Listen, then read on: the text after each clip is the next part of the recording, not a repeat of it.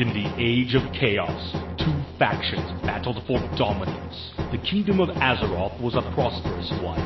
The humans who dwelled there turned the land into a paradise. The Knights of Stormwind and the clerics of Norsha Abbey roamed far and wide, serving the king's people with honor and justice. The well-trained armies of the king maintained a lasting peace for many generations. Then came the orcish hordes. No one knew where these creatures came from, and none were prepared for the terror that they spawned. Welcome to Now Playing Podcast Review of Warcraft. The Horde embraces you, Orc. Part of Now Playing's video game movie review series. It sounds like a trap. It is not.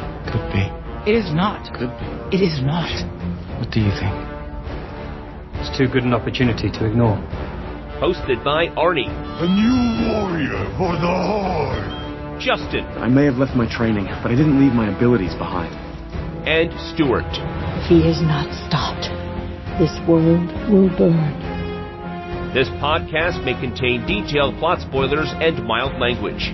Corona. It means cursed in Orc. Listener discretion is advised. We've got a demon to kill.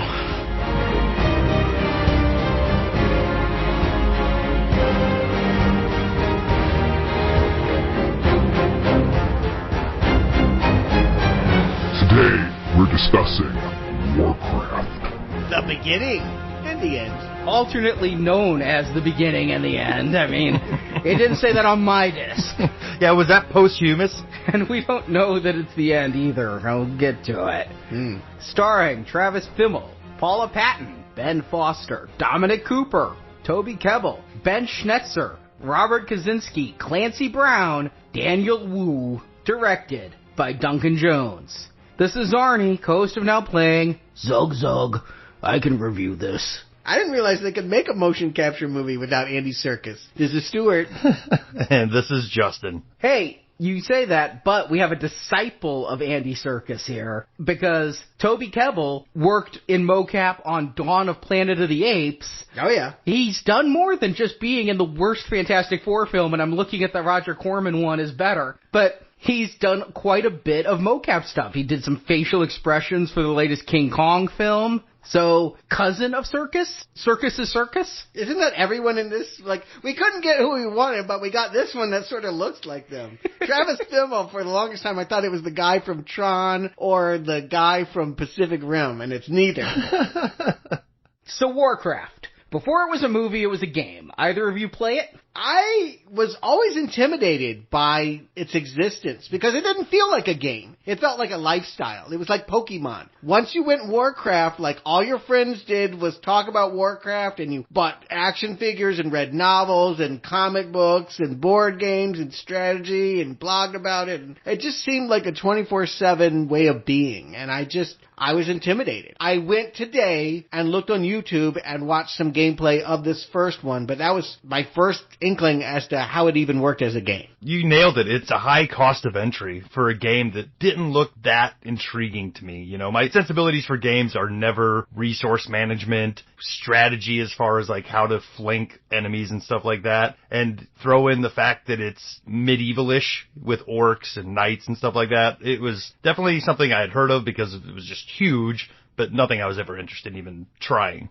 Well, Stuart, what you're talking about is World of Warcraft, which is where I jumped off the train. I was really into what they call the real-time strategy games, which we haven't had any movies based on yet. I mean, we've been doing arcade-ish games like Donkey Kong and driving games, shooter games, but the real-time strategy games is a genre all to its own that started with, of all things, Dune 2.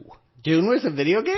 And they made a second one, which became a template for an entire genre of game that there were Star Wars entries in, Age of Empires from Microsoft, but the biggest ones were Warcraft, StarCraft, and Command & Conquer. Oh, see, and when I watched this, and I want to say, not cinematic, you're basically taking this overhead view of these orcs, like, cutting down trees and bumping into each other. It's, like, mostly of what I saw, but it reminded me a lot of a game that I did own for Sega Genesis, Populous, which was what I would equate to, like, a video game ant farm. Like, you had these little people that were your pets, and you could grow them by either letting the land flourish or wishing catastrophe upon them, but it was kind of an early version of what you're doing here in Warcraft. Yeah, when we were discussing this beforehand, you mentioned Populous. I had never put that together, but it is somewhat similar in that you are the commander of this. In Populous, you could not control the people, though. What you could do is raise the land and lower the land, and your people liked flat land, and you could build troops, and then you could build them towards other people, and they would just fight when they found the opposite army. You might have been able to make one a profit. I remember somebody gets a staff. But you're right. Ultimately, the people, they reacted to what you were doing with your god complex. And here, it looked like you would specifically tell an orc, go work out and get better at fighting, and you go cut down this tree. It's a combination of combat and what Justin said, resource management. Now, my favorite real-time strategy was the Command and Conquer series, specifically Red Alert, which was an alternate future where we were doing nuclear war with the Russians and things, and it had this convoluted timeline, but it had real actors doing cutscenes and a lot of fun gaming. I played the hell out of that one. Because I played that so much, my friends told me to pick up Warcraft. This was when Warcraft 2 was out, so I picked up those. Very similar. You have to go cut down trees to get wood and go mine to get silver, gold, and iron, and you need to get the resources, and once you have the resources, you can use them to build buildings or build weapons. Buildings can create troops or create medics. You know, you need a building to create weapons, and then you can upgrade that building so you can create better weapons. So half of the game is racing to get minerals, and the other half of the game is then using the war tools you built to take down the other army. It does get repetitive because you're starting from scratch every single time. It's like, here's your 5 dudes, go build a building.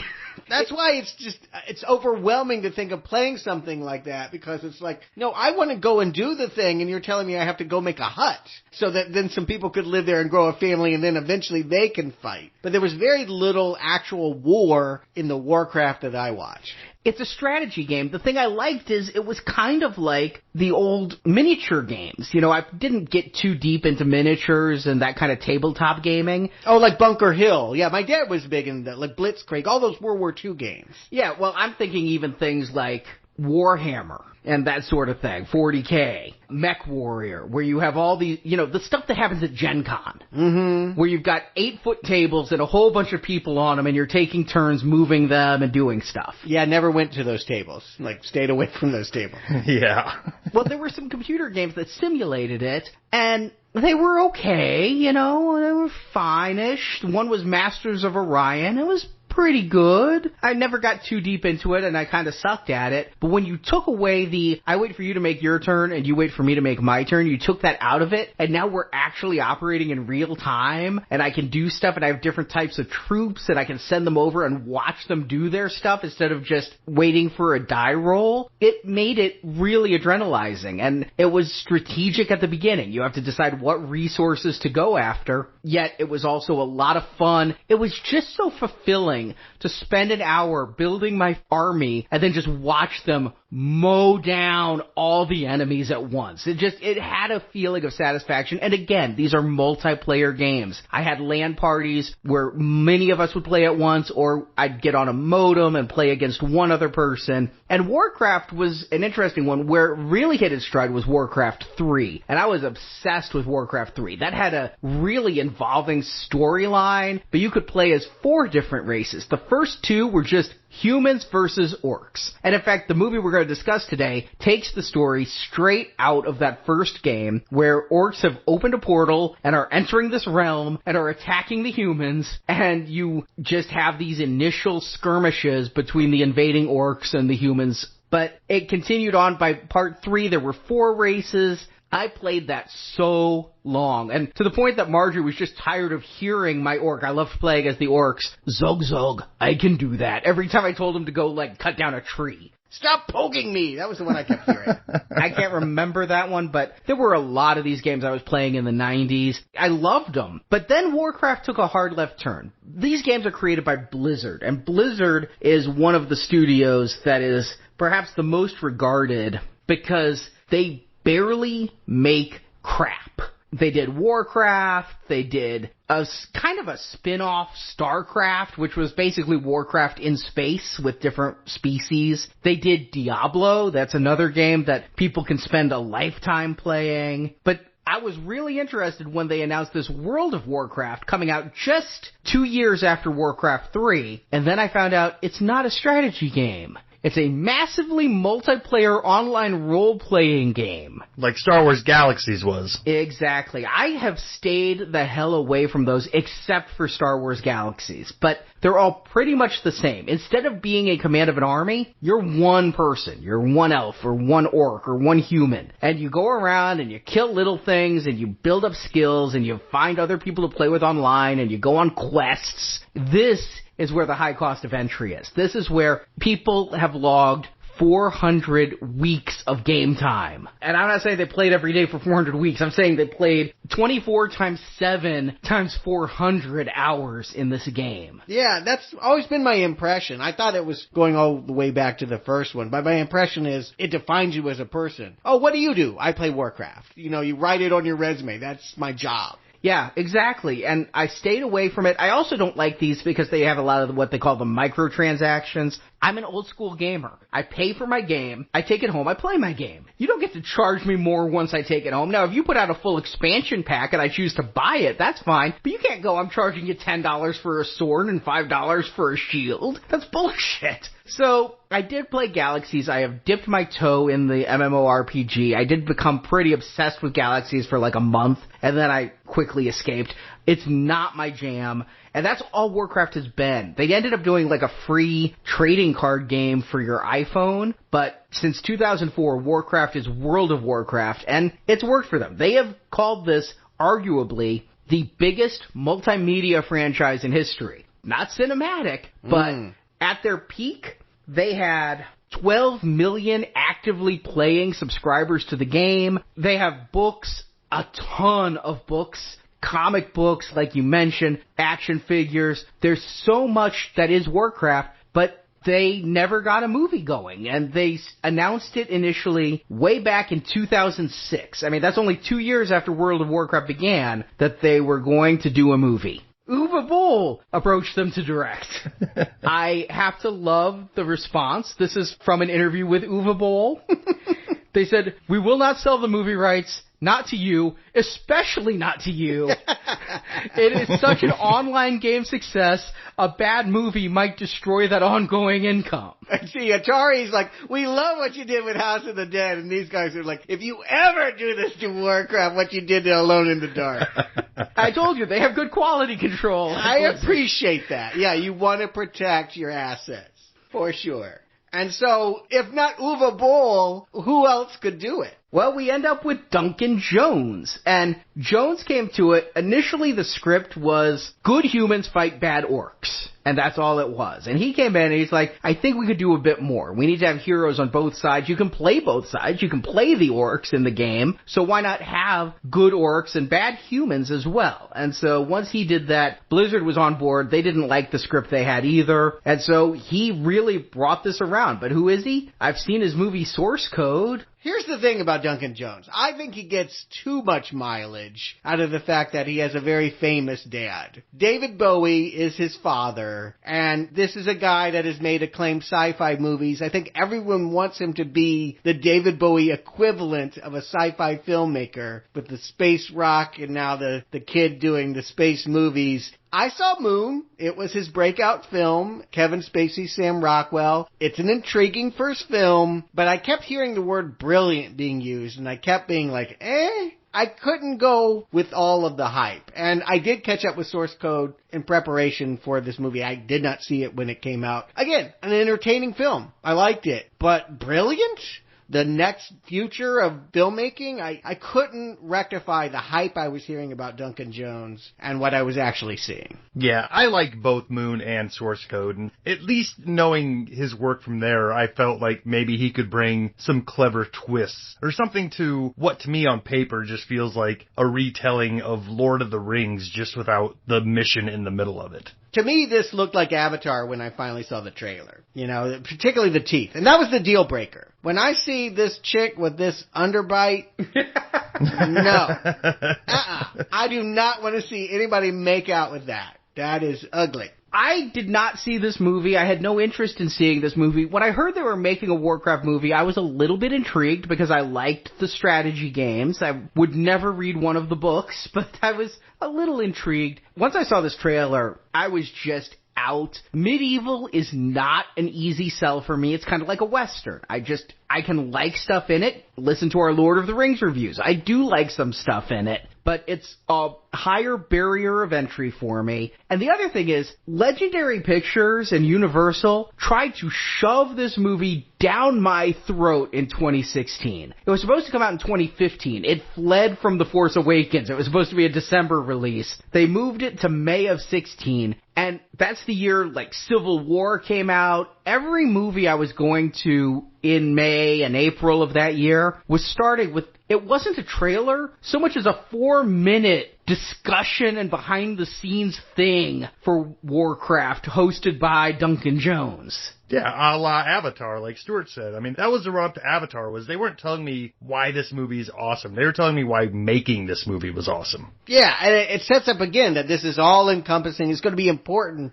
changing the hype on this thing. Again, it died a terrible death here in America, but it's one of those funny ones where everywhere else, it was a huge hit. To us, like, it opened at 24. It didn't even make double that for the rest of its run. It topped out at 47 million, but when you look at international, it did not quite Avatar money, but it did really huge. You know, over 400 million total worldwide. That's enough to pay for its 150 million budget. Easily. And it's really odd because it has a comparative. It actually surpassed Prince of Persia as the highest grossing video game adaptation of all time. Dare to dream. Well, name recognition is going to get you somewhere in this category, I think. Well, you look at 433 million. If 12 million people played the game and each of them paid $10 and took a date, that's halfway there.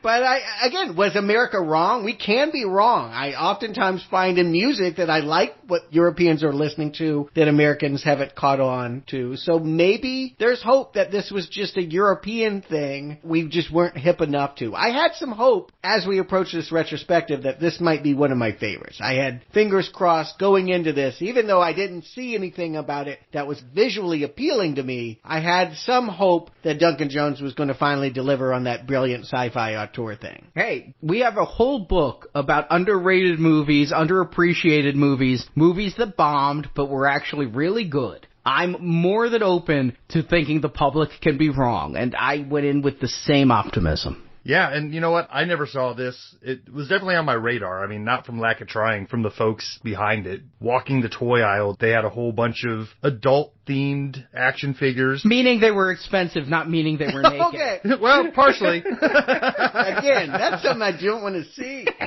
Sure. The distinction being, they weren't marketing these toys towards kindergartners or grade schoolers. They were 6-inch action figures with a lot of detail, more aimed at a collector type of age. So, you know, they were in my face. The movie poster was a clean, cool, graphic-looking couple of faces. I knew the name of the property. It just never interested me enough to go out and see it. What's really funny is I was in the theaters the weekend this opened. We reviewed The Conjuring 2, which beat it in the box office. I do. I remember walking right past the work. I even poked my head in. I'm like, did anyone go see this Warcraft thing? Nope. Nobody was in that place. I'll say this, though. I did get this movie in 4K because it looked visually appealing, but then I did some reading. What I read was this movie is one you need to see in 3D. That, like, technologically, it is up there with Avatar in use of its 3D. So it wasn't easy. It's getting harder and harder to watch 3D at home here in the States, but I ended up getting a 3D Blu-ray of this and breaking out the dusty glasses in my home theater and watching this in 3D. I'll say this much. That is damn impressive. The singularly best 3D experience I've ever had at home. It was IMAX level. That's one thing that I did have hope going into this is everything I did see of it, it looked like very competent CGI work. So at least it wasn't going to be a Fantastic Four level kind of failure on that front. I think my thing going in was high cost of entry. How much do I need to know about this world? How much do I have to have invested in knowing characters and races and stuff to even get caught up with what the movie's going to tell me? Well, Arnie, why don't you tell everybody what the plot is, and we can get into Warcraft. Zug Zug. The realm of Azeroth. Should I just stop now? Yep. We talk about high barrier of entry. All right. The realm of Azeroth is a land where humans, dwarves, elves, and trolls live in relative peace. It is ruled from the Kingdom of Stormwind, ruled by King Rin, played by Dominic Cooper. I'm sorry, what? Don't worry about it. He's still talking about the trolls. I don't even think they're in this film. I want to apologize to the Warcraft fans who are listening to this. I'm not making fun of your entire lifestyle. I know there's some great books out there by authors I respect. But man, this is a hard to sell into a movie. Because into this realm comes a war band of orcs using a portal to come from their dying world of Draenor. They're led by the orc warlock Gul'dan, played by Daniel Wu. Gul'dan uses a magic called the Fel, which saps the life from beings and turns it into dark magic. Well, Gul'dan had to kill every prisoner the orcs had to get the war band to Azeroth, and he hopes to capture enough new prisoners that he can bring over the entire orc horde and overrun the planet. The orcs attack several settlements, and the Stormwind's military commander, Anduin Lothar, played by Travis Fimmel, fights back and captures a half-orc slave, Garona. Not Gamora, she's green though, but Garona, played by Paula Patton. Get my Garona. The Knack really missed getting in on this. Garona becomes their friend and helps fight on the side of the humans. Very worried by these events is Khadgar, a teenage mage played by Ben Schnetzer. Though Khadgar dropped out of magic school, he begs the king to contact the Guardian of Trisfal, the powerful magic user Medivh, played by Ben Foster. Meanwhile, the orcs start to question the leadership of Gul'dan. Leading this revolt is orc chieftain Durotan, played by Tony Kebbell. He notices this new realm is dying due to Gul'dan's magic and has a meeting arranged by Garona where Gul'dan hopes to forge an alliance with King Rin where, combined, they can kill the evil orc wizard.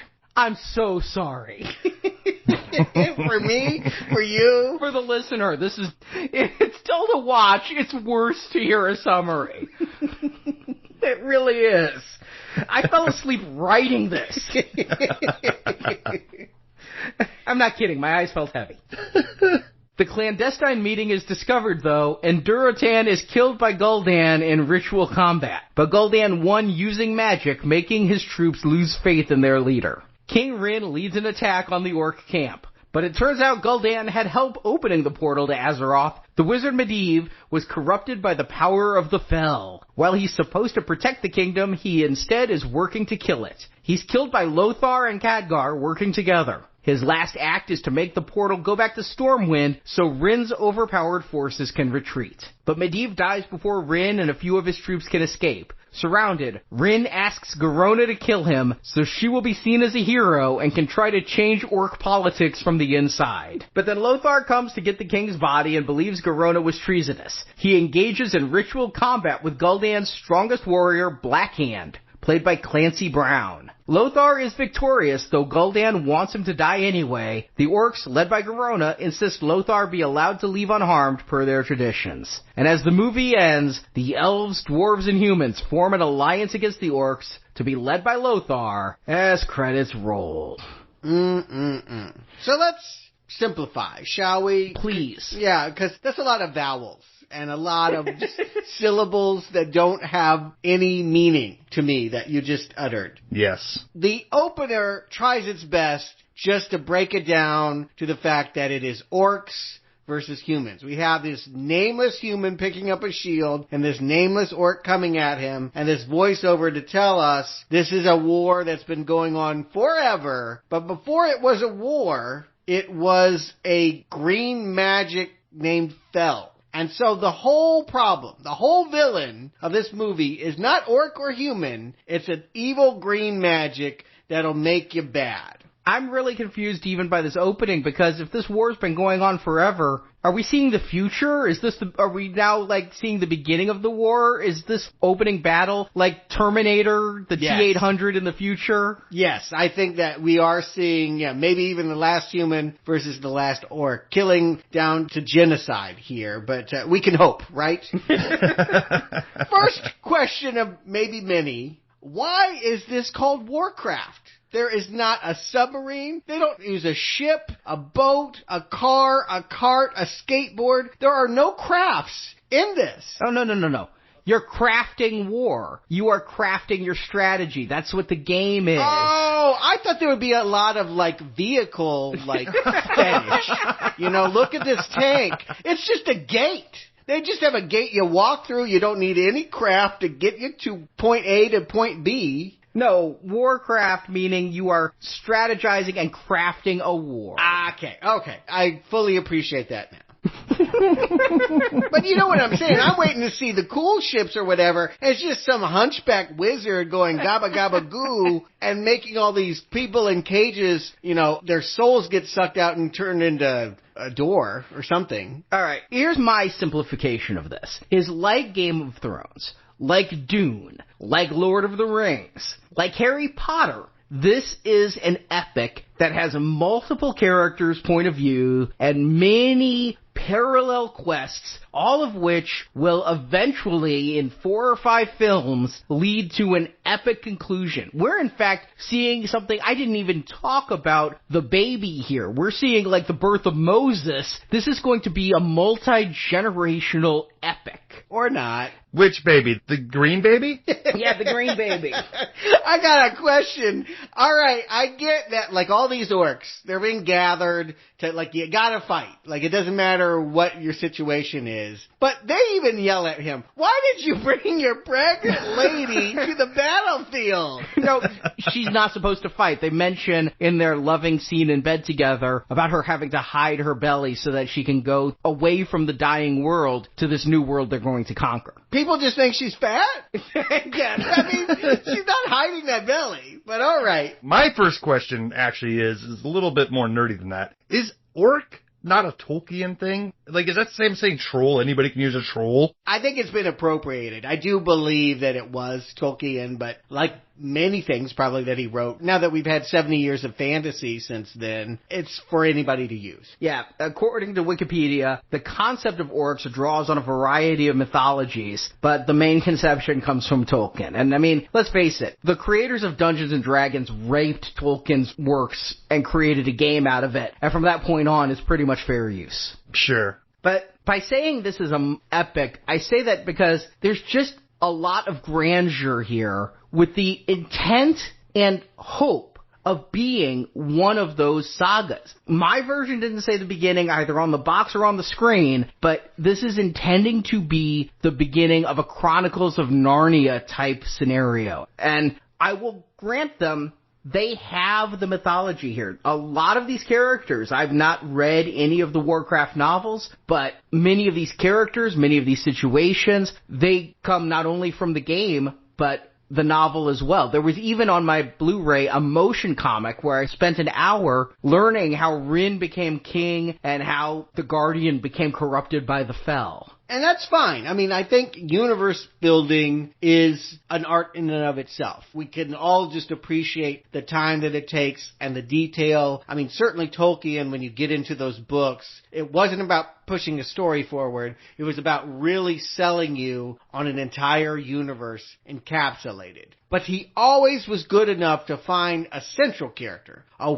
point of view, a little hobbit to help us through. It's very important. Key to all of this is giving us the information when we're ready to consume it. If you give it all at once, you're really going to overwhelm, I think, a majority of at least Americans. Obviously, Americans said no. Now, over in Europe, maybe they're more accustomed to this kind of storytelling, and it wasn't a problem, but I definitely, when they start jumping around here, very quickly feel like I don't have a point of view character. I'm exactly there with you, where I was thinking Lord of the Rings, and why did I like Fellowship of the Ring so much? It's because we spent some time in the Shire. We saw them having dinner. We just got to know these people in their everyday lives before the ring screwed everybody over. Here, we're starting this. People are dying. There's this hunched over, I can't even tell if he's a regular orc or if he's furry. He's wearing robes, but he looks like he's just really hairy. I just think about Nicodemus from Secret of Nim, but whatever.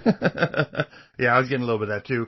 You know, through this opening, we kind of laughed at the dorkiness of it, but that's not my place to make fun of that. I have my nerdy things too that I get into, and I'm not going to judge anybody on that. I'm fine with that, but the way this movie's presenting it, it's telling me right up front, like, hey, if you're not in this club, good luck getting caught up, because everything we're showing you here is for the people who spend 40 hours a week playing this game. You can have multiple main characters, but you need to have the one dude or lady that's going to carry it. And I think they chose poorly. I think they end up picking this human because they think we're all humans, we're going to care about the human. The one to care about is the one that's caught in the middle, right? It's Garona. You know, she's half orc and half human, which means, yeah, she's got some really fucked up teeth. But did they have humans on this world of Drano? I don't know how it happened. I assume there's a motion comic. I'm not going to read it. But I feel like she is the heart of the story. How did she get this way? How does she feel to not be accepted by either world? If it's going to be about these two cultures clashing in war, who better to show us than the person caught between? She is neither orc nor human. Who does she fight for? But she's barely a factor here in the beginning as we rush through. Can't wait to tell us every single character, which is the wrong impulse. No, in fact, the way this begins, I really think our main character is going to be Duratan. I mean, we're introduced to Duratan on their original world. He has his wife, and they're going to be pregnant, and he's a chieftain, which means he's basically middle management of the orcs. But he has a conscience. He's not opposed to war, but he's also not totally down with using black magic to kill a whole bunch of people. He prefers the old ways. I think he's going to be our main character, which is ballsy because they have CGI here that is very well done, but not going for photorealism. I felt like I was in this weird Roger Rabbit hybrid of Pixar and real life. Again, my reference is Avatar, and there was a movie that proved that masses of people could get behind an alien race because it would have been cool to be Na'vi, right? They have really cool tails, they plug into things, they can do cool stuff. I don't want to be an orc. Alright, you're exposing me. I'm a bigot. I don't like orcs. He's an orcist. I am, and I do not want to see them make out with humans. I don't want the species to mix. I don't want it. I don't want them coming. I don't want the portal open. No. Zero. It's a no-go. Admittedly, orcs are a hard sell, and because they're not usually even considered that intelligent. That's why the one that I would always play, the warrior, was like, I can do that. He spoke very monosyllabically. Yeah, and when you're playing the game, you don't really get these close-ups here. Like, I don't have to look at this. Yeah, I'm from a character design standpoint, I'm just seeing, underbite Hulks here. Mm-hmm. So much so that the longer hair ones look like Hulk has a son named Scar later on in the comic book series. Dead ringer for these guys here. Yeah, it gets worse because there's not just one orc. There's all these different tribes, and they're all brought together, and they don't get along. And so I'm supposed to keep track of which orc to like or not. And, no, yeah, it's an incredible hurdle to start with. It seems like a mistake to start here. I'm not having a hard time keeping up. I can follow everything they're telling me with the possible exception of a lot of characters' names. I did have certain trouble with the names. But where I really started to spin my head is we spend a lot of time seeing these orcs come here, and then for reasons I can't quite figure out, all of a sudden we jump several different places because I'm writing down we're in Ironforge, and then we're in Stormwind. We never go back to Ironforge, by the way. He goes there for a gun, and a dwarf, or I don't know what he was. Yeah, he's a dwarf. Yeah, gave him a gun, and then that's it. Do we need to do that? I mean, if you're universe building and Ironforge is a big place in the third movie, I guess, but just be judicious. Just don't overwhelm us. It's like talking and not taking a breath. You know, like, take a moment. You're not an auctioneer. We'll get to that part of the story. Tell me what matters now. But right from there, we go to Stormwind. I finally am like, okay, we're at the capital. We see the castle. It's been a long time since I played Warcraft. I've forgotten a lot of these names. I get from the opening shot, we're in this movie's Asgard or whatever you want to be. But now we're seeing Khadgar going around and doing a medical examination on a dead body. How'd this body die? What is going on here? And I don't think we ever find out. I mean, this is what's the most irritating, is that they're showing us these things, and if there's a payout in this movie, I totally miss it. Basically, here's what you need to know. There's this evil green mist that is all over everything, and if you get it on you, then you start to act really evil, and so that's it. It's rudimentary how silly this villain really is. Ultimately, orcs, humans, all of those are not the enemy. The enemy is a green glow. Well, from what we see later, I took it that this corpse was husked by Armain, the fell user. How he would suck the soul out of people slowly. Sometimes he would do it all at once and take all of their juice. Sometimes he'd do it slowly. We saw a scene later on in the movie where he's slowly bleeding a human and taking his spirit. Yeah, but here's the thing with that. I thought he needed those spirits to keep the portal open or to open an entryway into the world of mankind. This is happening in the world of mankind. So for him to come to this Stormwind castle and do that to those guys, what's he doing with their energy then? Right. Was this just a body that was left on the other side of the portal that somebody found and brought back? There's no answers here. I think this is supposed to be a hint that there's treachery afoot in Stormwind and a clue that somebody in Stormwind is using the Fel, which we will find out is the Guardian at the end of the film. But it's so poorly established. I don't know who Khadgar is, let alone who this dead guy is, let alone what the Fel is. What the Fel is going on is what I'm asking. It is the truth. It is really, yes. It is not that I can't follow what's going on, it's that I'm angry that it's being told this badly. That's what's happening. Like, I don't understand the hectic manner in which we're stumbling around, careening, jumping places scene by scene, when all you're really trying to establish is our main character, I think, is this human Lothar, and he's cool because he has long blonde hair, and he's kind of the Viggo Mortensen of this realm. And so he is going to work with this magic user to try and find out why green evil mist is floating around in their realm. Yeah, sure. He's the cool cop who's going to bring the information to the sergeant as needed, his king. So yeah, he's working with this rogue magician who we'll find out is maybe not necessarily up to task. He gets kind of called out by the Guardian, who is the guardian of the entire realm, and he's the main guy who keeps everything protected, and he's the one who knows the magic. But as the movie progresses on, the younger magician is the one who's figuring things out. Yeah, I feel like he could be our Hobbit. Like, he could be our Bilbo Baggins. Ultimately, if you wanted to simplify, maybe it's not in keeping with the universe of Warcraft, but if you're trying to tell a story that appeals to people that don't play the game, show us how this guy fell out with wizard school. He's Harry Potter, and a lot of people can like that, but he didn't make the cut. He walked away, but now he's stumbled onto a mystery. People are dying in a weird, mysterious green way. That is a way of bringing us into this. But we're now 18 minutes into this movie, and we've seen 9 different realms, and our heads are already spinning. Yeah, it's just way too much in so many different kinds of ways. And yet,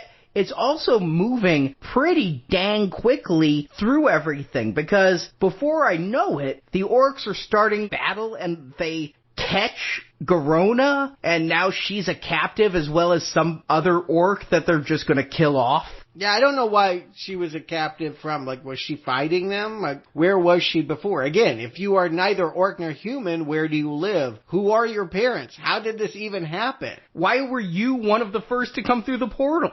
Yeah, I'm glad to see we're all on the same page. This is a universe that you may find appealing, but I don't think anyone's going to appreciate the way that this has haphazardly been strung together. And so I'm stumbling around trying to find my end to the story. And I think it kind of gets going once Garona is found by our Viggo Mortensen character. She ends up for some reason being in chains in this human realm, and they find each other, and he tries to court her and get her on his side so that they can stop the orcs. I think it's only fair to mention that she is freed by Durotan, the main orc that we start the movie with. We kind of follow him through this initial battle, and I mention it because later on in the movie, something's going to happen to him where I feel like they just did something to the wrong character here. And like Stuart's been saying, we need somebody to follow. This should have been the guy that we continued to follow on. Yeah, you're right. They've set him up a lot in the beginnings of this movie to only not follow through later. Yeah, pick one. Make one a main character, and we can follow what he's doing. But yes, at the beginning, he seems like someone that we can like because he doesn't like war. We see him in an early battle scene. Other orcs are pillaging a human village, and he's like, you know what? I didn't sign up for this. I don't like the idea of just easy pickings and killing other lives just to be brutal. He has an ethic, a code. So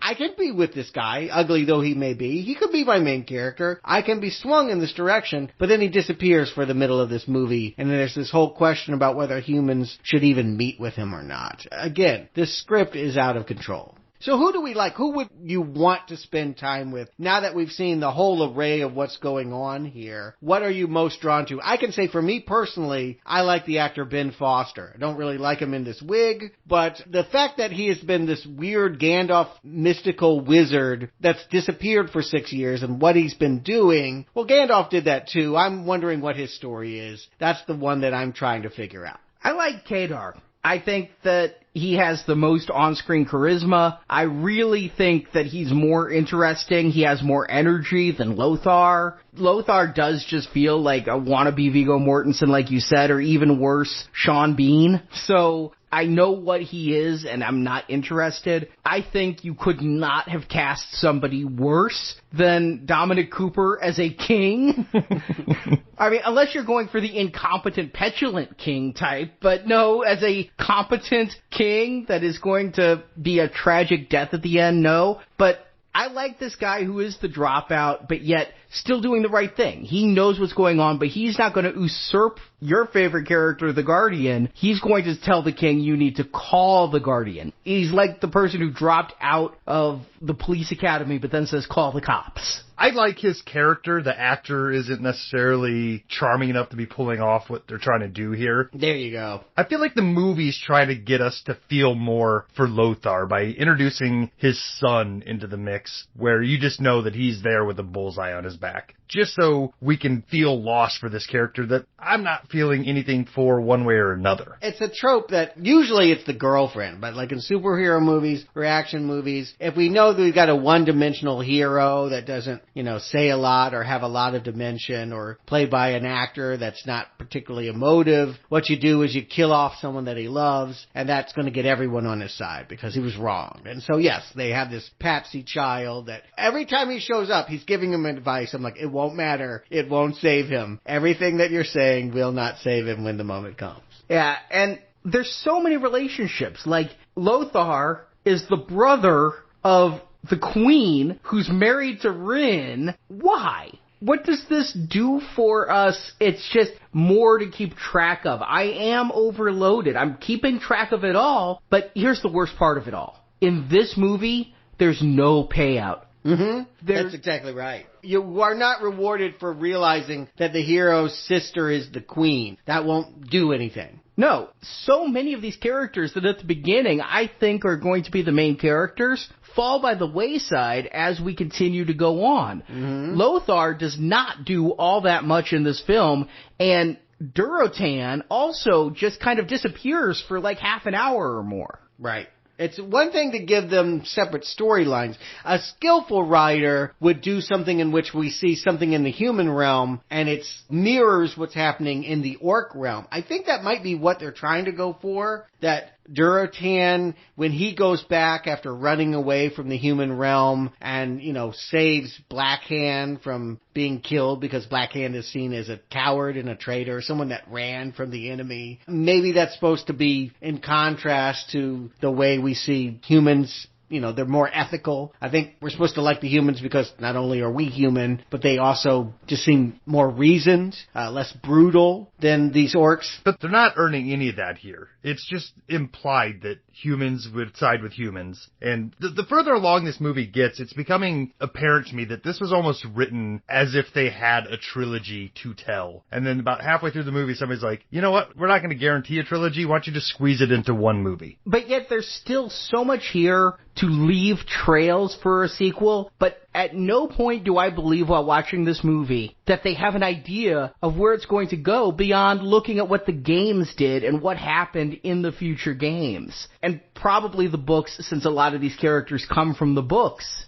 Yeah, you mentioned games, and that's the root. That's why we're doing this series. That's why we're covering this movie. When I think about what I saw of that game, well, it's about strategy. I don't care who to side with. Show me cunning on the battlefield. Show me people that come up with an ingenious way to win the battle or take the crown or do something cool. Unfortunately, I don't see a lot of strategy here. It's essentially about how do we keep the gate open. It's really a movie about a door. Yeah, there's a little bit of hand-waving towards that strategy you're talking about, Stuart. There's some scenes in the war room where they have their hexagonal topographical map where they're talking about having so many men along this ridge and keeping them contained along the south bank of this river. Yeah, that stuff is what I wanted to understand and like, but they just race right through that. I never understand a single word the king says. No, not only is there not much craft, there's not much war here. Right. There's a lot of plotting, there's a lot of talking, but we never, even when the credits roll, get a major war like the end of Return of the King, which is how this should be. I know that you're going to say, listeners, but this is Fellowship. We need to wait 3 movies for that. Guess what? Every level of Warcraft, I started off with my few guys, Zug, go cut down a tree, and I ended by storming a castle. And then I did it again the next time. I want a war. I get a battle that I don't even understand when we get there. Yeah, and there was one other scene. They have like an aerial shot where you can see villages burning. That was the only time I felt like what I was looking at looked like a video game screen. By and large, the battle is in the distance. You see smoke, you see fire. You do not get there in the thick of it. And I don't know why that choice was made. It's a PG-13 movie, but I feel like with it being mocap animated, there's a lot more leeway to show violence and get away with it. They could have done it. I will say when we do get fighting scenes, we have an early battle in the woods. They are playing around with that PG-13. They're earning it a little bit. There's a lot of gratuitous fighting and skull crunching and bones breaking. It's not pulling punches and trying to be Disney-esque in its fights. I mean,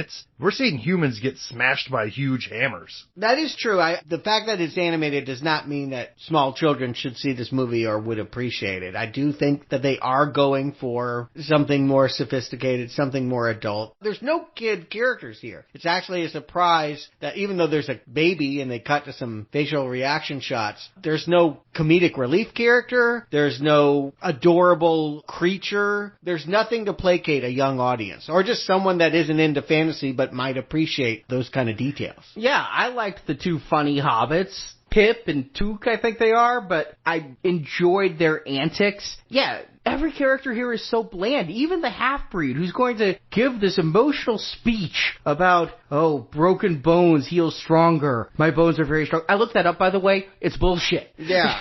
I'll keep my bones unbroken. Thank you. It turns out that they are stronger briefly right after healing, but eventually it just becomes as strong as any other bone. You're nailing it, though. This is exactly my problem with this movie. Every performance and every character is just on the line of bland. Some people may raise their voice every once in a while, but it's just not resonating when that time comes. So what is it? Some of it is they're standing in a green room with dots on them, right? Some of it is they're not engaging with an environment. They may not even be standing next to their co-star in some cases because they're acting against something that's animated. Some of that is the remoteness. Some of it might be Duncan Jones and, him not having a handle on the story, not being able to tell the actors what he wants from them because maybe he's not even sure. Who approves a $160 million budget where your biggest star is Travis Fimmel. I mean, seriously, the lack of charisma on screen here, and I'm not saying I need to know these people, there's just nobody who's captivating me on this entire cast. Travis Fimmel is on a popular show, Vikings. I don't know if you've ever caught that. But have I told you about my heavy barrier for fantasy? It's not quite fantasy. It tries to be historical. I think it's on National Geographic or something. They try to go for a more accurate depiction of Viking life, and so I don't believe there's any dragons or anything like that. But yes, it is of that time period that if you associate it with fantasy, you're not going to love it. But maybe this guy was going to be a star, or maybe they thought that they could build off of that. I don't have a problem with untested people in the leads. I agree it's weird. Normally you don't trust franchises to unknown elements. You want star quality. But the star here are the visual effects and what Duncan Jones is doing to the characters to make them extraordinary. I don't care about having a star. I can see movies with people I don't know and realize, hey, they're good at that. For example, I'd never heard of Chris Hemsworth before Thor. Everybody kept saying, oh, that's Kirk's dad. That was the thing he was best known for before Thor, was Kirk's dad. But he commands the screen when we get there. Same thing with Hiddleston. I didn't know him before Thor. I mean, do I have to be the one to bring up Star Wars? You guys always bring it up so much. But those people were not recognizable, name brand, proven. I mean, that wasn't even expected to be a franchise. I don't think anybody knew what they had there. I'm just saying I want people with charisma. I want better people. I didn't know Gary Sinise before The Stand, but he worked for me, you know? Go to stage, go to somebody. I don't have to know who they are. They need to be better than this. Yeah, I agree. You gotta ask Paula Patton, is this worse than Robin Thicke was to you? I mean, it's bad. She looks bad in that green paint. She has no good scenes. And again, a love story? Really? Of all the things you're gonna ask of me, I'm going to want her to lock fangs with a human? Oh my god, and they even cut a scene where he goes to her and he's like, I'm in so much pain, but I want to hurt more. She's like, you want me to hurt you? And she starts punching him and it becomes sexy. All of this is why I keep clinging on to Durotan and his story. He's the one who recognizes what's going on with the other orcs, that what they're doing is not good for anybody. It's not good for humans. It's not good for life wherever they go. It's not even good for orcs themselves. So he wants to try to plan some sort of meeting with the humans so they can all work together and take down the main baddie. And I think they do a pretty shitty job of hiding the fact that Ben Foster is tainted by this fell. In his early scenes, he throws that young magician against the library bookcase, and all the time everyone's like, well, we don't know what you've been doing, and he seems kind of crazy here. So when he's standing over there, like casting spells with lightning and all of that, I think he looks pretty scary. I'm on to this movie's big surprise before it reveals it, that he's kind of the real enemy here. And that poor Durotan, yeah, he's just trying to negotiate something that falls apart. I was surprised, though, because the whole movie, we're looking at Gul'dan, and he's all hunched over, and he seems like a really old wizard, right? But then he's going to get in a fight with Durotan, and I'm thinking it's like Mum-Ra from Thundercats, where the old mummy turns into this huge muscular young dude, because he's going to really be able to hold his own. Again, these are the wars that we're getting. It's one-on-one battles with maces and swords and hammers. And tribal laws and traditions. This stuff, I think, is a lot to ask for people to learn all of this orc lore. Only a third of this movie is going to involve orcs, and most of the time is spent over yonder with the humans. And again, I keep saying it's a human realm, but then there's also these elves and trolls and what have you. They come to the table, we think we're going to have a fellowship moment, and then they're like, nah, we don't want to do it. Right? Yeah, what was the point of that? I mean, they were trying to get the armies together, but nope. Yeah, they're banking on the fact that we will, at the very end, the fact that they finally come together at the end is some kind of note to launch us into a hope for a sequel. I don't think they understand how this stuff works. No, we need to be launched into this movie much earlier. We don't need to be thinking about sequels. You need to be selling people that don't play Warcraft on why it's cool to be in this environment. We really need to focus more, and I'm not just saying it because it's one of the few actors I know, on King Rin. Because King Rin is going to be the one that they pull out to have this meeting with Duratan. King Rin is going to be our sacrificial lamb at the end of this, but we're spending so much time with Lothar, I don't see a lot of the king. The king stands back and every so often says, yes, Lothar, go do that thing you already wanted to do. Mm-hmm. You're right. Why not eliminate that character entirely and have the king do everything? If the king lost his son in this moment instead of Lothar losing his son, it would mean the same thing, maybe more. I don't know why we need to have two of them. What if Lothar was the son? And the king was older, and Lothar got killed. We wouldn't see it coming, and then the king would have a reason to go into battle himself. Because here, he's going to be like Captain Kirk leading him into war. Now, I know in Macbeth in ancient times the kings actually went into war, but I personally think of modern times where the king stays back and, you know, like me playing Warcraft, tells the others what to do. Yeah, you're right. That would have read a little bit better on the screen. These guys are too close in age, and the only difference at this point is one has a beard and the other one doesn't. And by the time the king is coming up with this plan in the heat of the moment, it makes no sense to me that he feels like he needs to die to get peace on the table. I don't understand where that came from or how Garona is going to be the conduit to that. Yeah, again, whenever this movie tries to think it has something to say about strategy and Warcraft, that's an absolute no-go. I do not understand the few battles that we get here. And I'm frustrated by the fact that this wizard that I've been eyeing suspiciously the whole time is the one that did it all. Like, we're going to find out the little boy wizard has this map. It shows that he was the one that opened the portal for the orcs to come in to the first place. And he doesn't even know he did it. He was so corrupted by the fell. It's like he's a heroin addict and he was high and doesn't quite know what happened. Arnie, in the game, you can play humans or orcs, right? Uh-huh. So they don't want to piss off either side. They want people that like orcs, people that like humans, to feel like they're both the good guys. Well, you can also play as magic casters, too, so why are you leaving those guys out? Yeah, well, because they got to make someone a villain, and it's Ben Foster. He's always the villain. I get that. And in the games, it does look corrupting. You can upgrade characters by, like, having them undergo magic spells and become something more monstrous. And so I go with that. And you do have to have bad guys and good guys. I like that there's heroes on both sides. I like that the orcs aren't just completely stormtroopers or the orcs in Lord of the Rings where there's nothing redeemable. I like the idea. I like all the ideas here. And you know what? I bet they're better done in novels and games because I'm sure when we're saying, let's combine these characters, let's eliminate these characters, a Warcraft fan is listening and wanting to rip off his headphones and scream at us, but it's not like that in the universe. They have to stick to canon. And you know what? They need to adapt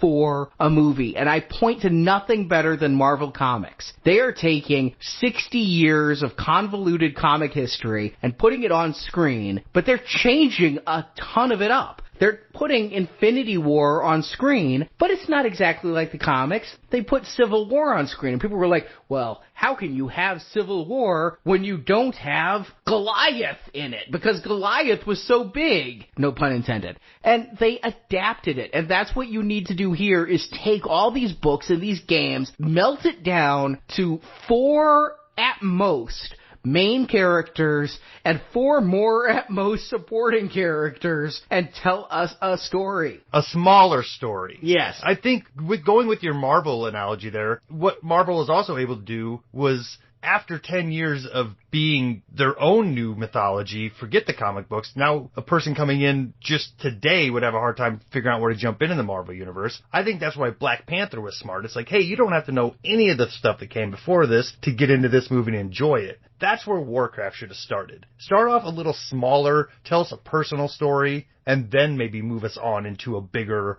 world of intrigue and wizardry. Or just do a better job. I mean, honestly, I think that even with what they wanted to do here, because the story's not that hard. At the end of the day, there's a gate. Some orcs want to come in. The humans don't want to let them in. It's not that complicated. You could do that. And I can see probably on paper there were parallels. We'll have an orc that's a wizard and he's bad, and then we have a human and he's a wizard and he's bad, and they're really the ones that are keeping our good orc warrior and our good human warrior back. They tried to do that. It's just the fact that we can't see it watching the movie is a testament to poor writing, poor directing, and maybe poor performance. Again, I think, look at the Marvel Universe. It's filled with captivating characters. Even if you don't know what's going on, you laugh, you smile, you get excited, you get impressed with what they can do. And here, even though it is a technical marvel, my eyes can recognize some of this stuff is really good. It's come a ways since Avatar. I think it has advanced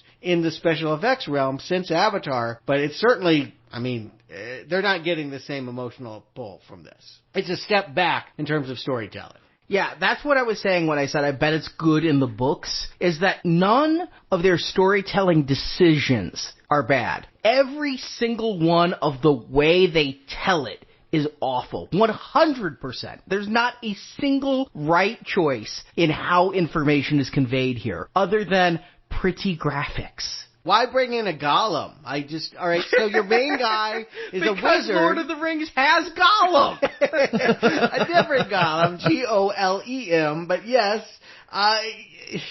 maybe that's all it is. But I feel like if your bad guy's a wizard, fight the wizard. Like, why are they worried about violence? Again, are we making a war movie in which they're afraid to show blood being spilt? I didn't think so. And yet the fact that they're fighting a big sculpture instead of fighting flesh and blood people. I just think what we're seeing is a checklist of things that somebody at Blizzard or somebody in the know is like, okay, fans are going to want to see this, fans are going to need to see this, and making sure that somebody making this movie adhered to that entire checklist so that they can all be on screen. But to go with the Marvel analogy, having a guy saying, I'm building a golem, would be fun fan service. To be like, oh yeah, I know what that's gonna do. Mm-hmm. Actually launching it this movie is a different story. Exactly. Yeah, and I maybe because I don't get caught up in this mythology stuff, but I'm usually not one to care too much about canon. Like, continuity, all of that stuff. What you do is you have writers that don't know the canon or don't care about the canon, write the story, and then you give it to those writers that know the canon, and they can go, can't do that, can't do that. You fix it that way. But you don't give continuity Nazis full reign to say it has to be done a certain way. You absolutely cannot do that, because you will make a story like this that has absolutely no appeal beyond gamers. And again, I wonder if gamers like this, because where is the Warcraft? Where is the strategy behind any of these battles? We spend so much time getting to know characters that ultimately do not matter. And don't fight even. Durotan's wife, dead. Yeah. Durotan's son, born and then literally put on a river, and when the end stinger comes where he's found again, I forgot about him. Gone. Right. Durotan himself. Yeah, he gets hugged out here. We think he's going to have a big, impressive battle when he indeed challenges old Hunchback.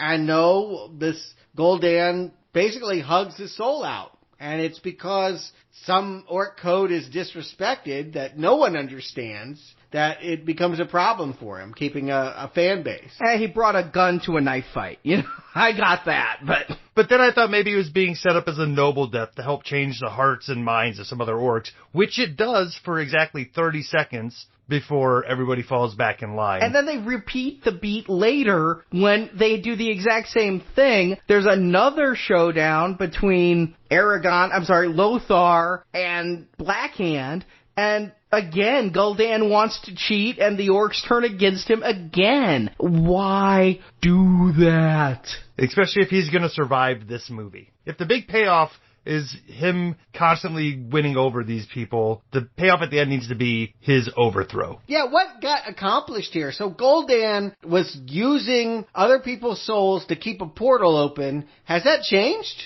He, first of all, doesn't have the new souls he wanted. And then the second thing, and this is utterly crazy to me. Okay. The king gets its people together and is like, we're going to go attack the orcs. And we're going to take Garona with us as a warrior. We're going to go attack. So they're attacking. The portal's green. The evil wizard guardian is going to be killed. And the Fel leaves him. And so he's himself for his dying moments. He's going to have a redemptive action of opening the portal so that the troops that just got there for battle can run the hell back home. Yeah, again, this is Warcraft or Peacecraft or Draft Dodgers. I mean, seriously, we just got here to fight. Oh, look, there's home. Let's get the hell out of here and leave the king. What did they think they were going to do when they get there? Bake cookies? I don't know. But yes, you're absolutely right. They didn't come to fight a war. No, they came to save the humans that had been captured, I guess. Somewhat of an altruistic goal, but still. So the villain can still open this gate tomorrow,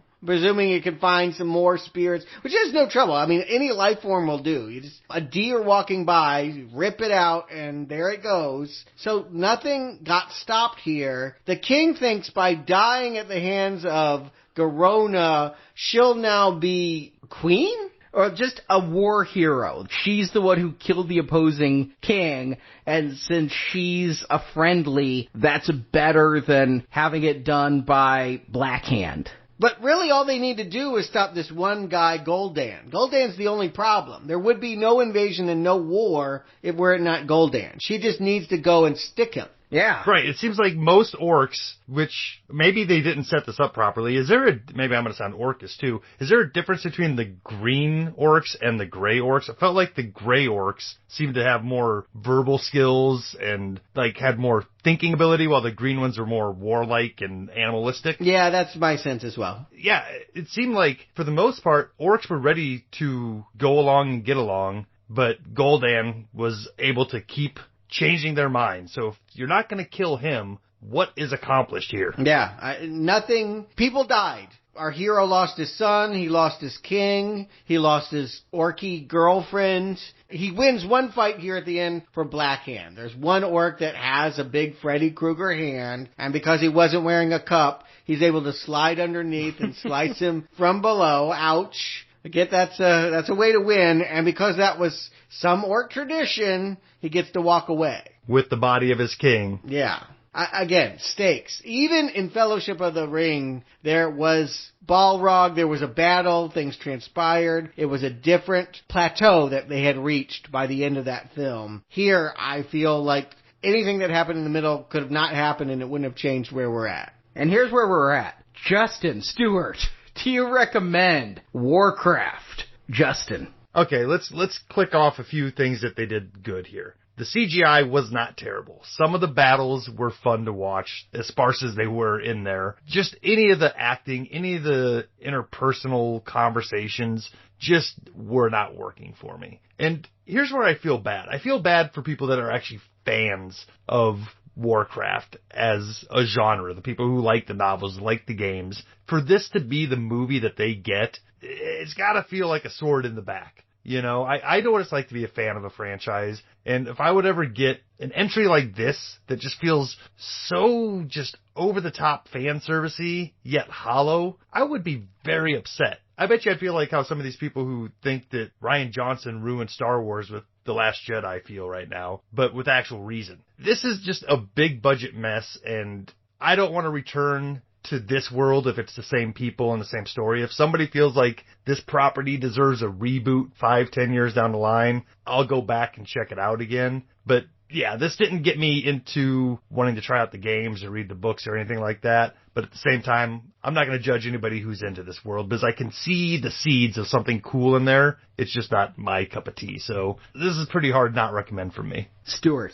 My favorite version of that, Justin, is at the Green Lantern premiere and the guy in the t-shirt coming out and going, yeah, it wasn't that bad. I know. It is rough. It is rough when you have invested in something and it does not deliver. And this movie does not deliver, I don't think, for anybody.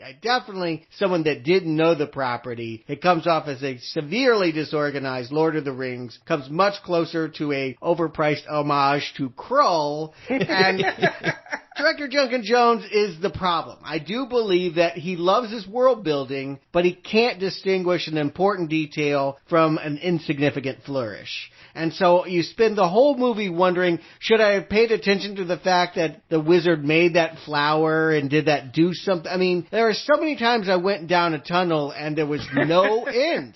There was no reward for trying to dig and see what that little detail played out because there is no main storyline to carry you through. I mean, I kept asking myself, what do I even want to happen? Who cares if this is not Earth? It's worth pointing out there humans are here. This is not Earth. Let the best strategist win, right? If the orcs take it because they're good at battle, cool. I'm fine. The best military mind should win. Just give me a war and give me some battles that are intriguing, that approach the mind and the heart and the eye, and that's all they really had to do. And I'm sure some people that have liked Duncan Jones' other movies might be inclined to say, well, he didn't have enough time or resources, that, they cut him down to 2 hours. I recommended Dune. I recommended Avatar. I recommended most of the Middle-earth works. There were scenes in all of those that work. There is no scene that I like in this movie. There is not one moment that comes off well. There are maybe the ideas of scenes or characters that could have been put together, but start to finish, this is a boring, bad movie that I cannot imagine anyone would enjoy. It's a strong not recommend. And I'm shocked, because again, I had hopes that this was going to be one of the better video game adaptations. And I need to stress, I had hopes too. I bought it in 4K thinking, hey, it'll look really pretty. And then I got it in 3D because I really wanted to immerse myself in this world. I looked forward to it. Fantasy's a hard sell, but I am predisposed to like Warcraft because I really loved those first 3 strategy games.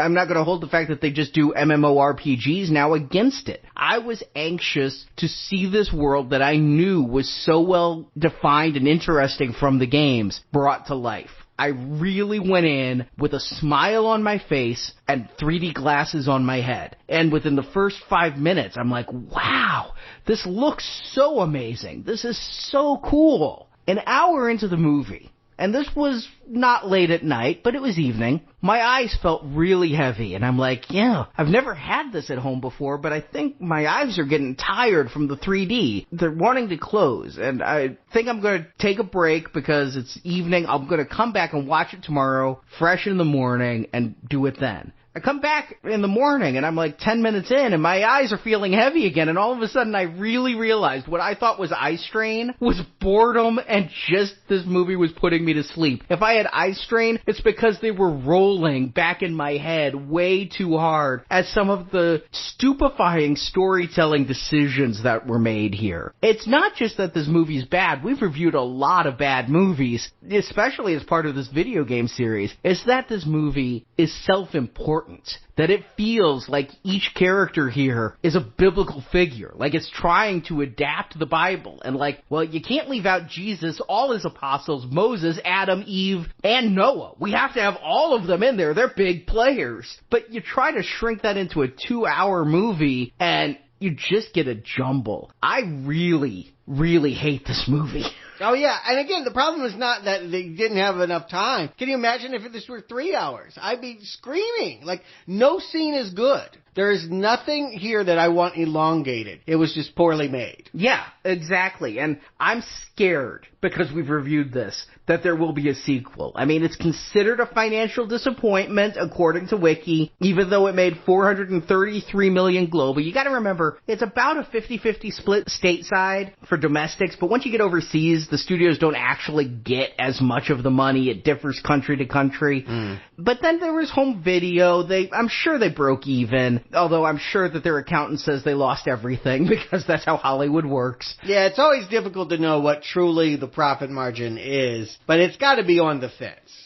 They've got to be thinking, with America completely saying, we don't care at all. Honestly, I don't know if Duncan Jones is going to work again, because I went and saw his new movie that premiered very recently, direct to Netflix, Mute. You heard about this one? Ooh, no. Nobody said anything to me about it. Yeah, well, but you know what? If this was trying to be Krull, Mute is Blade Runner Delusions, but closer to Southian Tales. It's Alexander Skarsgård. Lord is an Amish man in a technological future, investigating his missing girlfriend, and it's full of, again, world building. Quirky little details that are like, oh, that's fun, that's neat, but what it adds up to, I couldn't even believe, like, when the plot revealed itself what was going on. It's pretty pointlessness is, I think, a genre that Jones is pioneering. He might be desperate enough to need Warcraft 2, but I would think there would be less confidence in him now that he's not seen as cool and infallible anymore. I'm stuck on the fact that there's yet another Skarsgård out there. Yeah.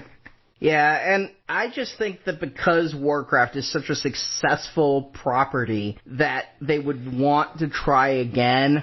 And what I kind of think of is like G.I. Joe. The first G.I. Joe movie was not very good and did not do very well, but it did well enough that they did a sequel that changed everything and like took a 90-degree turn, but yet didn't reboot so quickly. We still had Channing Tatum thrown around. Yeah, they killed the people that they didn't want from the first movie and brought back people who died in the first one into this one. Yeah. I could see a sequel coming. If it is under different creative hands, I'd be happy. I'm going to end this by saying 2 positive things.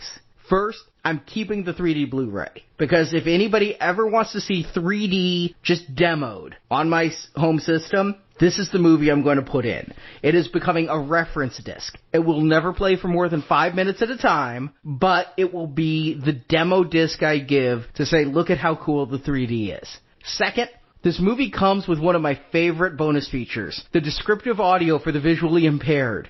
And listening to it just describe the logo for all the different movie companies. Universal, a camera goes over the earth. It zooms out. We see letters scrolling. I've learned new vocabulary words as it tried to explain to me what the hell the Legendary Pictures logo is. That's hilarious. What was that series that used to come with Laserdisc players, like Beyond the Mind's Eye? Yeah. It was used for demoing. Mm-hmm. Is that what this is for you? It's the new Beyond the Mind's Eye. Yes, it is. So, there's a couple nice things about the disc, but there's nothing nice about this movie other than technical proficiency that is already surpassed. Thanos is better than anything in here, but I'm sure for the time this was great.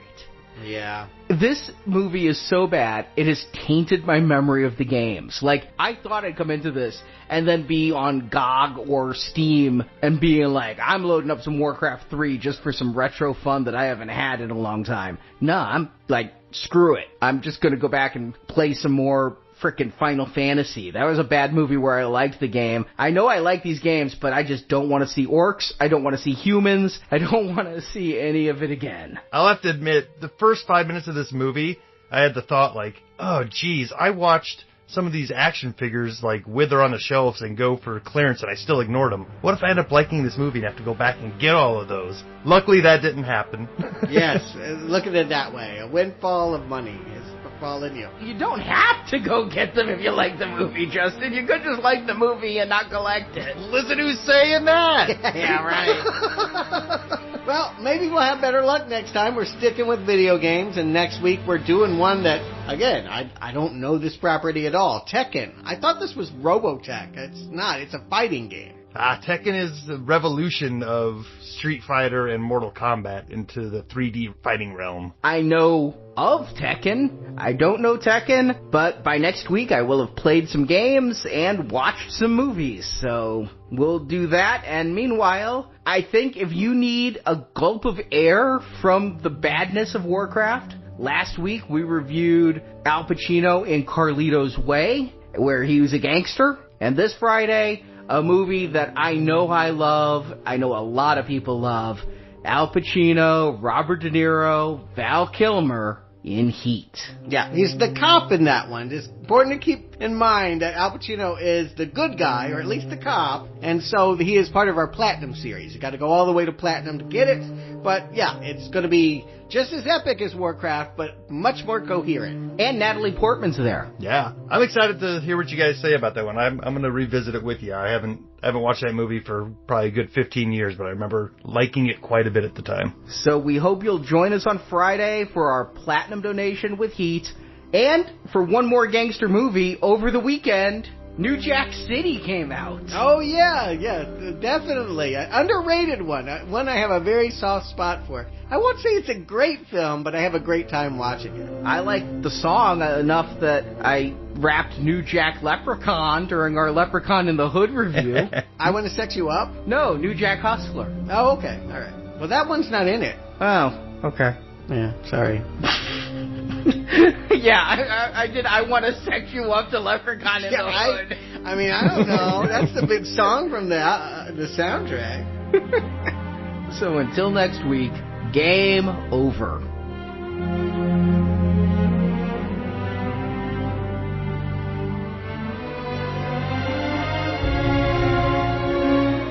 My world may be lost, but this is your world now. Take what you need from it. Make a home for the orcs and let no one stand in your way. You are the son of Durata and Draka, an unbroken line of chieftains, and our people need a leader now, more than ever. Thank you for listening to this episode of Now Playing Podcast. We hope you've enjoyed the show. Trust in your friends. Together, you can save this world. Come back to NowPlayingPodcast.com each week for another new movie review podcast.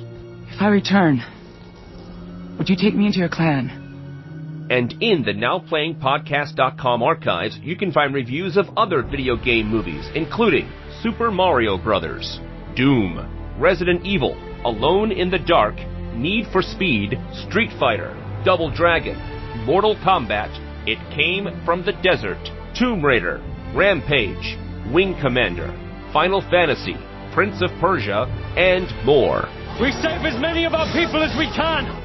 Also at our site, you can find hundreds of other movie reviews, including Star Wars, A Nightmare on Elm Street, Independence Day, the Avengers films, Back to the Future, Batman, Superman, The Fast and the Furious, and more. Don't try and take him on with brute force. Do you want to continue? Insert money now to keep playing Now Playing. If we do not unite to fight this enemy, we will perish. Now Playing Podcast is a show without any sponsors or ads. We rely on support from listeners like you to keep Now Playing operating. All have been summoned. You can donate to the show and, as our thank you, receive bonus podcasts. Over 150 bonus movie reviews are available to choose from on the Now Playing Podbean page, including Alien, Night of the Living Dead, Jurassic Park, Ghostbusters, Indiana Jones, Lord of the Rings, Psycho, Troll, and more. Find a full list of available bonus shows at nowplayingpodcast.com/donate. I need them. I need all of them. You can also join the Now Playing Patron campaign through our Podbean site. Patrons of $10 or more get a new exclusive movie review every month, plus even more perks, including one where you can pick a movie for our hosts to review. Find the details on our website. It will be a mighty warband. Just wonder who's left to fight. If you want even more Now Playing reviews, place your order now for the first Now Playing book, Underrated Movies We Recommend. Get reviews of 125 films our hosts love. You can order the book by clicking the banner at the top of our homepage. I didn't know so many books even existed. You can follow Now Playing on Facebook and Twitter, where we post announcements of new episodes and where the hosts post movie mini reviews. Links to our social media pages are available on our homepage. You will follow this thing? Will you? You will follow this demon? Now Playing Podcast is produced by Arnie Carvalho. It promises great power, but it exacts a terrible price. Now Playing's video game retrospective series is edited by Steve and Arnie. Never felt as much pain as I do now. Now Playing credits read by Brock. Not the face, but the voice. Like fire and ash. The opinions expressed on Now Playing are those of the individual hosts and may not reflect the opinion of Venganza Media Incorporated. You should have trusted in your chieftain. Venganza Media Incorporated is not affiliated with the motion pictures reviewed or otherwise referred to herein. All movie clips and music included in this podcast are the intellectual property of their respective copyright holders. They are included here for the purpose of review and no infringement is intended. The magic unlike any other. Now Playing Podcast is an exclusive trademark of Venganza Media Incorporated and may not be used without the expressed written permission of Venganza Media Incorporated. All rights reserved. I can't control the film. No one can. Now Playing is a Venganza Media production, copyright 2018, and no part of this show may be reproduced, repurposed, or redistributed without the written permission of Venganza Media Incorporated. For the sake of your son, Draka, leave now.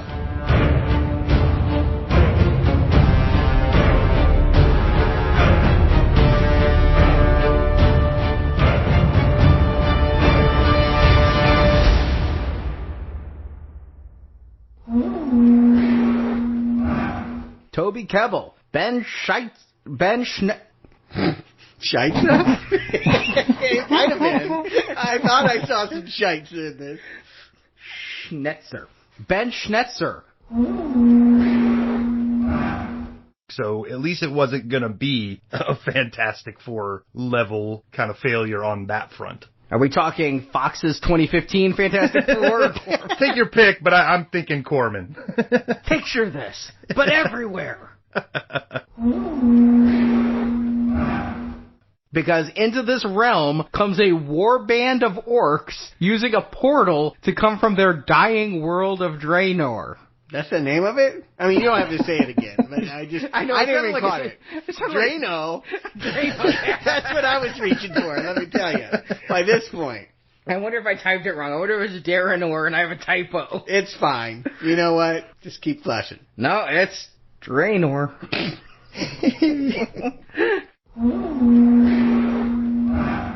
Gul'dan uses a magic called the Fel, which saps the life from beings and turns it into dark magic. Does this sound like Mad Libs? No, it sounds like my soul is being sapped right now. Yes.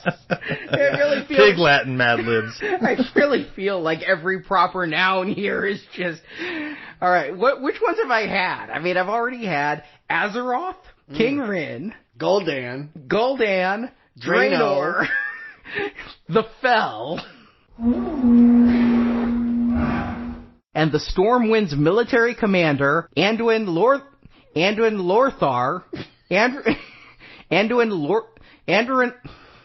deep breath,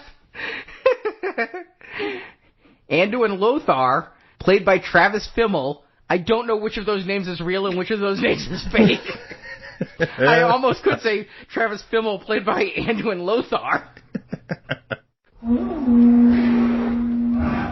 Surrounded, Rin asks Garona to kill him so she will be seen as a hero and can try to change orc politics from the inside. For the sequel. See, it's all building towards... This is the beginning. We're just getting started here. I want hours and hours more of this. This must be what people that I'm trying to talk into watching Game of Thrones must feel like as I'm speaking to them. Yes. I swear it's cool. It's cool. It's not all wizardy and stuff. But then Lothar comes to get the king's body and believes Garona was treasonous. Yeah, I actually think if you do plot summary the 6 seasons of Game of Thrones, it'll sound just as bad. Yeah. There's the White Walkers, and there's the Mother of Dragons.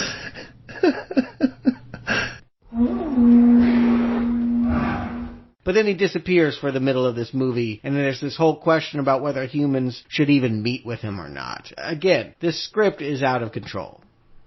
Did we lose Arnie? No, I'm fucking sitting here. I'm lost, yes. Yeah.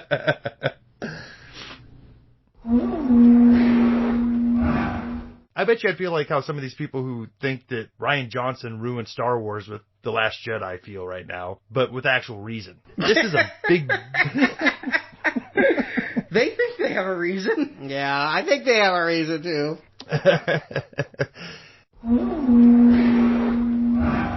Thanos is better than anything in here, but I'm sure for the time this was great. Yeah. Last summer? Hey, this is almost 3 years old now. Remember, it was supposed to come out in 2015 and they held it on a shelf. Okay, fair enough. But They should have released it in December. Then they could have just gone, Star Wars killed us, instead of The Conjuring had better magic. But